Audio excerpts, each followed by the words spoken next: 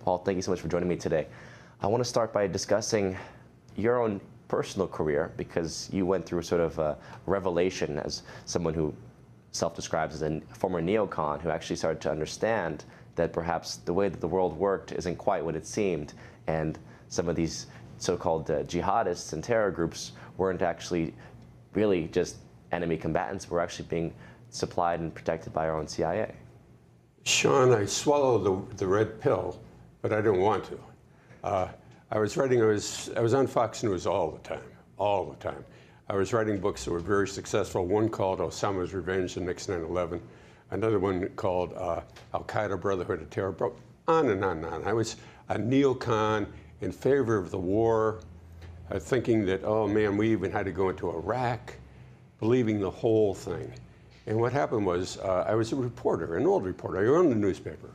And as a reporter, I was not getting my news from the internet.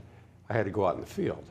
So the first place I went was a Islamic paramilitary camp in New York State called Islamburg. Now, if you go to Islamburg, it is probably worse than anyone can imagine, because they have underground bunkers. They're training with fully automatic weapons.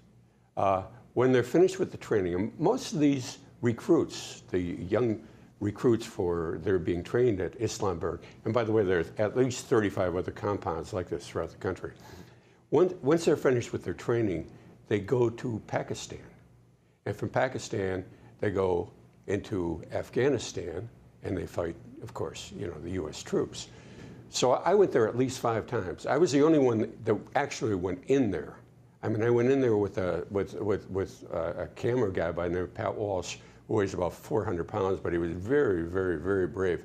The pictures that you usually see of Islamburg, we took. We saw the underground bunkers. We saw the training. We even heard the explosions that were going on there.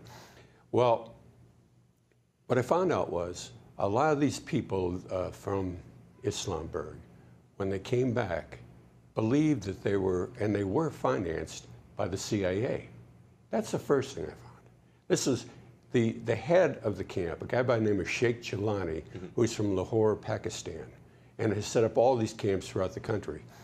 Came here with blind Sheikh Rahman on a CIA transport. He came here to recruit young black Muslims for the jihad. They set up these training camps, and when they were done, originally they went to Afghanistan to fight the Soviets. But that's still going on. These people are still being trained, and the funding is, this is what I discovered, this is how I came to a bit of reality, that the CIA was funding this operation. Not only this operation, and that explains it, why they could persist day after day, night after night, training these people to become jihadis and to fight over there, without taking action against them. Because the FBI, and I worked for the FBI for years, did anything about it. But so, when you broke this story in Islamburg, and obviously you say 35 other camps, training camps for militants that are going on here, when you would approach, let's say, for the official story from FBI or CIA, what story would they give you as to why these camps were allowed to operate without being raided?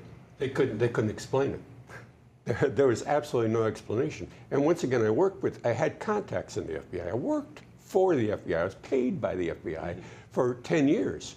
Now, the second thing I found, when I started looking into a guy by the name of Fethullah Gulen. Now, you and I are very much interested in Gladio, and you know how strategic Gulen is to the entire Gladio, too. Gulen has a compound in Saylorsburg, Pennsylvania, less than an hour from where we're sitting, about 40 minutes from my house. Well, I went up there as well. At his compound in Saylorsburg, it was very similar to what was going on in Islamburg. They were training, doing paramilitary training. They were armed to the teeth. They were all coming in from Turkey. The neighbors had complained, and nothing was done. Nothing was ever done. The neighbors were complaining about the helicopters flying around their properties for surveillance night and day. They complained about the explosions going on the property, the sound of gunfire and of AK-47s. Nothing was done. So then I discovered, now this was really, really, really what dropped the scales from my eyes. Gulen, when he applied for his permanent residency in the United States, he was thrown out of Turkey, as you know, for trying to overthrow the Turkish government. This is going back to 1998. He was thrown out of Turkey, and just like Jelani, he's transported. This is the guy called the most radical, most dangerous Muslim in the world, transported from Turkey to Washington, D.C. originally on a CAA transport. I discovered that, and I figured, this is insane. Mm-hmm. This is insane.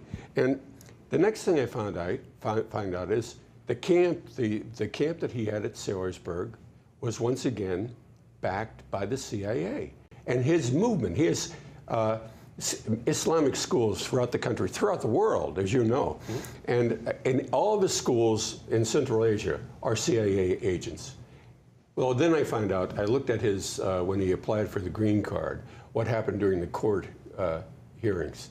Well, Representative Martin Abramowitz, who was the former U.S. ambassador to Turkey, Graham Fuller, who was very instrumental in the CIA, come up saying, this guy, Sean, is one of the most important educational figures in the world. He's a religious figure. He can bring around about interfaith dialogue. He can bring a new age of peace. He has met with the Pope. This guy can walk on water. Fethullah Gulen, we have to keep him in the country. Fethullah Gulen never wrote one word. He has a third grade education, never wrote a textbook or anything. He is uneducated. But he's calling for a new Islamic order, essentially, yes, right? And yes. There's also the allegation that Erdogan made when there was a coup d'etat attempt last year against Erdogan. He said it was Gulen's network that was responsible, which would obviously harken back to U.S. support because Gulen's based here. But do you believe that, or do you think that Erdogan was actually just using that as an excuse to consolidate his own, basically, dictatorial powers within Turkey? I think, Sean, what's going on there around the Caspian Sea is, well, first of all, if anybody thinks that the United States has any allegiance or any loyalty to Gulen is crazy.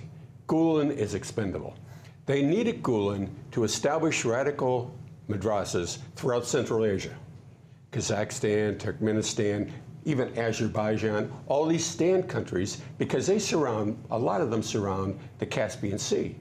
At the Caspian Sea are the greatest resources of oil and natural gas and uranium in the world. We can't allow these resources to be taken by Russia. We can't allow them to be taken by China. We want them. Not the United States, but the money cartel within the United States needs these natural resources. Right. So what they did was they used Gulen to set up to begin something called a pan-Turkish movement, because everybody in the stand countries, you know, were once part of the Ottoman Empire. Mm-hmm. They speak Turkish. They have a Turkish background, a Turkish culture. They're all Islamic. So you see, Gulen, with his message, could unite all these people, at least according to the CIA, and that's why we back them. Right, right. So now you mentioned Gladio earlier. Let's talk about Gladio, because obviously there's the historical aspect of Gladio, which we know has to do with stay-behind armies, basically the fascist elements, in the post-World War era, the former Nazis and basically fascist groups that were being utilized by the Western intelligence apparatus of NATO, and basically were used not only as stay-behind armies in case of a Soviet invasion, but oftentimes were engaging in terror attacks in the West to then blame on various leftists, whether it's Red Brigade or socialist parties, right, to basically try to create political shifts internally in the West. Yes. Matter of fact, as you know, like during Gladio I, the years of lead in Italy, when there were these horrific bombings, even the Bologna bombing, Pozzo di Fontana, they were all done by the stay-behind units, the Gladio units, spurred on by the CIA, funded by the CIA, and all these attacks were blamed on the communists. And of course, the communists were completely, innocent. So it was a ploy. But not only in Italy, but in Germany, the Hamburg bombing, throughout Latin America. I mean, the dictatorships, the dirty war in Argentina, this was all part of Gladio. And the figures that played in Gladio at that time are incredibly interesting because one, of course, is Jose Maria Bergoglio, who was Pope Francis. The current Pope, because he was, well, precisely, no one really can account for what he did during the dirty war in Argentina, which was brutal. Obviously, he saw the execution of so many people who were considered leftists, right, socialists of all ages, right? The priest who would support the liberation theology. I mean, you got to realize he turned over two of his priests, not only the members of their congregation, but the priests themselves, turned them over to the junta, where they were tortured for months and months and months, where members of their congregation were loaded on transport helicopters, flown over the ocean and dumped off. This was all part of Pope Francis, and it was all part of Gladio I, right? Which of course never ended. When Francis was a cardinal, basically, he was just a regular bishop at that time? He was the provincial general of the Society of Jesus. He was a Jesuit. I see, just one of the generals. But so this obviously, Gladio does harken back to Italy. A lot of the apparatus of the let's say the not only financial apparatus, which you cover in your book about the money laundering that went through the Catholic Church, right. the Vatican Bank historically, but also the ties to the mafia, who were obviously connected to the drug world, and then that tied them to our own intelligence, particularly CIA, that yes. was engaging in the traffic, whether it was heroin and opium from the Golden Triangle during the Vietnam War years, or during the Afghan War in the 80s, obviously seeing a lot of the opium profits, opium being laundered from Afghanistan through Turkey, and the profits being laundered through the Vatican banks. So where do we ultimately stand as far as understanding the relationship of Gladio past to present? Gladio never stopped. It never stopped. Most recently, it concerns the operations of Gladio II are focused in Central Asia, focused in not only Turkey, but Syria, Iran. I mean, that's where the focus is. And for a while, it was Libya, but it's still going on. That has never stopped. But what are the indications that we can be sure that it's continuing? Okay, beginning with, let's begin with just one, going back to 1998. We had the bombings of the U.S. embassies in Kenya and Tanzania. We know that right now all the documents have come out that the person that the press and the CIA said was guilty of perpetuating or commandeering these acts was a guy by the name of Muhammad Ali, like the fighter, Muhammad Ali, right? Mm-hmm. He was from California. He allegedly turned radical and he joined Al-Qaeda and then he bombed the embassies. Well, what really happened is this guy was not taking part in the activities in Afghanistan or Pakistan at all. He was on U.S. military bases being trained once again by Army intelligence. When he was finally captured, really by mistake, he was brought on trial, and guess what happened? He disappeared. Mm-hmm. Disappeared, go poof, into thin air. Right. Then you have, of course, the mysteries surrounding 9/11. You got false flag attack, which is a characteristic of Gladio. Look at Saddam Hussein, look at Gaddafi, look right now about Assad.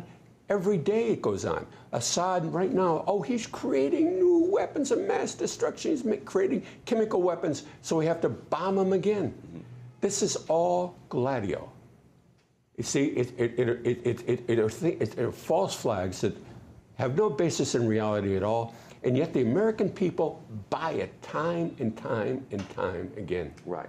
So you talked earlier about the Caspian Sea region. Obviously, Brzezinski, before he passed away in the 90s, wrote about the grand chessboard yes. concept and the importance of Central Asia and controlling Central Asia because yes. it's the underbelly of Eurasia, the Russians and the Chinese to the east, Europe to the west. But there's this tremendous bank of oil, basically oil and natural gas that yes. seems to exist, yes. particularly in the Caspian region. So would you say that the conflicts that we're seeing from the U.S. in Afghanistan to obviously the desire to depose Assad in Syria has to do with natural gas pipelines at the end of the day? Absolutely, Sean. You got to realize that even the Afghan war, the Soviet-Afghan war, you see, the Soviets in the 1970s, they didn't know that oil and natural gas were lodged with such great wealth right around the Caspian Sea. And of course, Russia borders the Caspian Sea.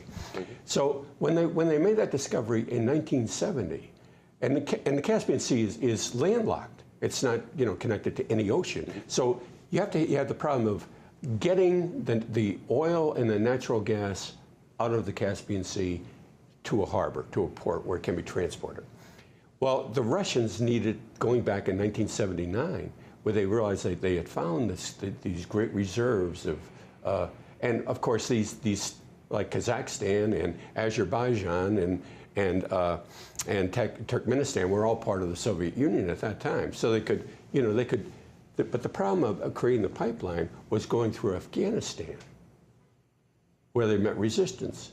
And that's why that really accounts for the 1979 invasion. That's the economic reason. But once again, going back to the 1990s, you had people like Unocal Oil Company, which was affiliated with Standard Oil, all the big oil giants in the United States. And when they brought the Taliban, they brought our money people and our bankers, brought the Taliban to power, provided them with the arms, provided them with the military expertise and the training, okay? And once the Taliban took over Afghanistan in 1996, they were transported, all the members of the Taliban, including Mullah Omar, were transported to Texas to meet with the officials from Unocal about creating this pipeline. We want at this time, Unocal wanted the Taliban to protect the pipeline, right, and to keep the other warlords away from it, so that it could flow once again from Turkmenistan through Afghanistan into Pakistan to right around Kabul, where there's a port. But that deal fell apart. That deal, exactly. But that deal, no, Sean, it never really fell apart. They backed up because the Taliban was getting wined and dined by the Chinese and by the Russians and by everybody else, and their heads started to spin. So the Taliban was indecisive. That's why the embassies had to be bombed, and the Al-Qaeda had to be made synonymous with the Taliban. So they're basically setting up with this war. But have we seen the expansion or the proposal to actually build these pipelines since the U.S. has been in Afghanistan since 2002 now? Have we actually seen any development on that front? Yes, it's going on right now as we're speaking.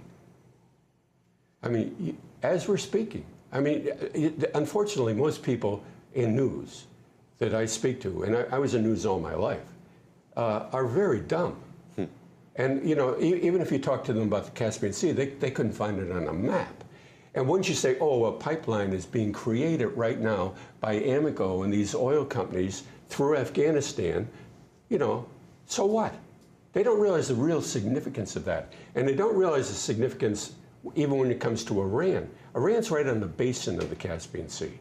So it becomes strategically important for the money cartel, for the CIA, for U.S. interest, for the U.S. economy, to control all this wealth from the Caspian Sea. So you got Iran, right next to Iran, you have northern Iraq. Well, we took out northern Iraq, and well, now northern Iraq is being occupied by ISIS, and it seems that every time there's a major push by Assad's regime or the Iraqi regime to actually depose the ISIS base, we get then an allegation that immediately pops up of chemical weapons being used, and then U.S. forces start to shift, again against the Assad regime, right? I could scream. I could scream because, number one, I very rarely talk to anybody who's insightful, but this is what happened, and you know it, and you know what's happening right now with that whole situation. It's we created ISIS. I mean, ISIS is no less than the people up in Islamberg, no less than Gulen, is a CIA creation. John McCain, for heaven's sake, was over there with the ISIS officials. We created them. They came from the Al-Nusra group, the Syrian Liberation Front. These two organizations combined, and they morphed into ISIS. It's our creation. We create them. We still direct them. When ISIS warriors are injured in battle, where are they transported? They're transported, for heaven's sake, to Israel. They're treated by the Israelis in Israeli hospitals and brought back to battle. Well, plenty of the rebels have acknowledged that they've been supported by Israel, and they've thanked Israel for helping them throughout. In fact, arms are oftentimes caught. Israeli arms are caught on en route to the rebel groups. But when it comes to this, then the grand scheme, the grand chessboard game. Yes. Obviously, we're seeing the neocon strategy. Wes Clark talked about it: destabilize and overthrow the governments of Iraq, Somalia, Sudan, Libya, Syria, Iran. Yeah. I mean, this was the strategy that he talked about over 15 years ago. Yes. And obviously, we've seen it come to fruition to a large extent. But what is the game? Is it just continuing to destabilize the sovereign regimes that oppose the will of the various financial oil conglomerates, or is it to create just total chaos in this entire region? Well, the ultimate goal, of course, is money, wealth. You know, real wealth comes from natural resources. Our money is, just fabricated. It's not backed by anything. Mm-hmm. But real wealth comes from natural resources, be it gold, be it oil, be it heroin, which is the third most valuable commodity in the world right now. Another reason we're in Afghanistan. Mm-hmm. But the end of the game is being played to be won. It's not a game that will go on ad infinitum. Mm-hmm. It's being played to win, so that at the end of the day, the money cartel from the United States primarily, it's really an Anglo-American establishment. British and U.S. Yes, but at the end of the day, they control the natural resources. Russia's dependent on it. So Russia, of course, if you're depriving it of natural resources, you're depleting all of its power. Mm-hmm. The same thing with China. So the end of the game is total economic control of the world. Mm-hmm. And then what do we make then of these terror attacks that occur in the West, let's say in London or in Brussels and Paris? Obviously, it reeks of Gladio in the sense of students of Gladio obviously would say, wait a minute, and you have this kind of mass shootings and bombings and various staged events. They were, during Gladio period, we know they were blamed on the leftist groups, but actually it was the fascists that were conducting it. You're talking about various of the jihadists who are being run by CIA operatives and may themselves be full-blown CIA operatives. What is the agenda then that you see taking place with these attacks in the West? Okay, once again, Sean, you got to realize that I come at this differently than most people because I did my homework. Mm-hmm. I'm an old Irishman. I like to fight. Mm-hmm. So I went to Brooklyn, for instance, to the Farouk Mosque. I went there. I didn't just go there. I went in the mosque. Mm-hmm. Got on the elevator, went in the mosque. I talked to people there. They wanted to throw me out and everything else. But I found out this, that the Farouk Mosque, which is called the most radical mosque now in the country, you got to realize like the assassination of Rabbi Kahane originated there. You got to realize that the attacks of 1993 on the World Trade Center originated there. Mm-hmm. You got to realize that these people have been accused of raising $24 to $28 million a year for Al Qaeda. Wow. Right there. Okay, this is what I discovered from the Farouk Mosque, and I hope that the CIA is listening because if I'm lying, you should grab me by the neck and throw me in the slammer. This is the most radical mosque in the country. If a terror attack comes, it's going to come from either Islamburg or a place like this, right? Mm-hmm. They have been receiving, since the time of the Reagan administration, a mosque right here in New York, millions of dollars a year. And the place is used as an arsenal. During every Saturday and every Sunday, they remove weapons from the Farouk Mosque and they go to the firing range and they practice. And again, it's basically the stay-behind army in a sense, in case of our own stay, not stay behind, stay here army. Right, but I'm saying, but it would be in case they want to create some sort of terror event, some sort of domestic unrest, a martial law scenario. Oh, absolutely. You name it, you need these type of secret armies. We've seen the secret armies in the U.S. going back to the Cubans. When we had the Cuban secret armies, we deployed around the world. People forget. You had, obviously, again, the Gladio armies in Europe. All these things are secret armies, and so why not have secret armies within the Islamic world? Our own, and we can train them in places like Islamburg and everything else. And guess what? Do you know how easy it would be in a city like this to really have an attack that would be horrific beyond measure? A radiological event? All you need to do is get some cesium, which is common. You can get it from a food processing plant, from a hospital. Just cesium. 1 grain of that is a bone sucker. If 1 grain got on this building, they couldn't rip it down. They couldn't wash it off. They'd have to take this place to a dedicated landfill for it because it's so dangerous. All you need to do is wrap some cesium. Forget about an explosion around a firecracker.